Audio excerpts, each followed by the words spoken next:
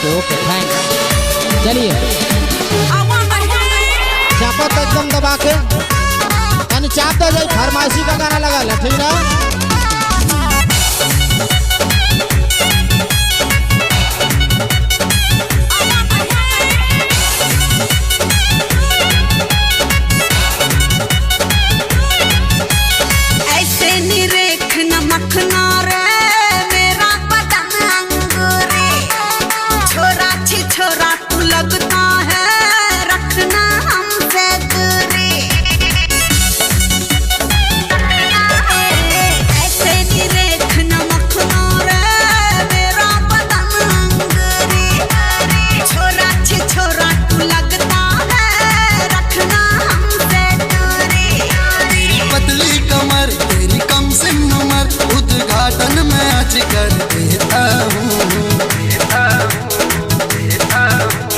पांडे जी का बेटा हूँ, चुम्मा चिपक के लेता हूँ। हाँ पांडे जी का बेटा हूँ, चुम्मा चिपक के लेता हूँ।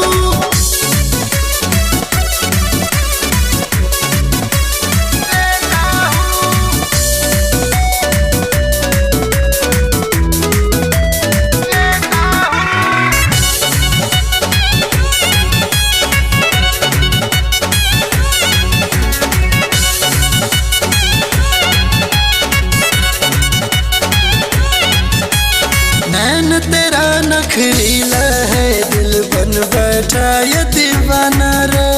डालना ऐसे गाना मुझ पे, खोज के नया बहाना रे, खोज के नया बहाना रे। नैन तेरा नखरीला है, दिल बन बैठा ये दीवाना रे। डालना ऐसे गाना मुझ पे, खोज के नया बहाना रे। मेरी बंजाल भर तू आ जा इधर, तुझे बाहों में आज भर लेता हूँ। पांडे जी का बेटा हूँ, चुम्मा चिपक के लेता हूँ। हाँ पांडे जी का बेटा हूँ, चुम्मा चिपक के लेता हूँ।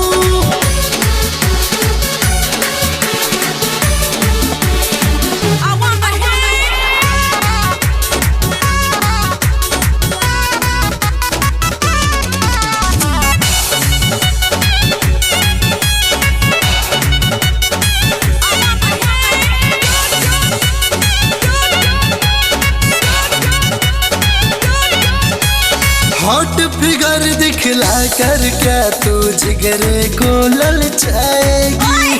तुम जैसे परवाने को ये परी हाथ ना आएगी, परी हाथ ना आएगी। हॉट फिगर दिखला कर क्या तू जिगरे को ललचाएगी। तुम जैसे परवाने को ये परी हाथ ना आएगी। तेरे होठों का जाम कर दे मेरे नाम, ये ऑफर मैं तुझको देता हूँ।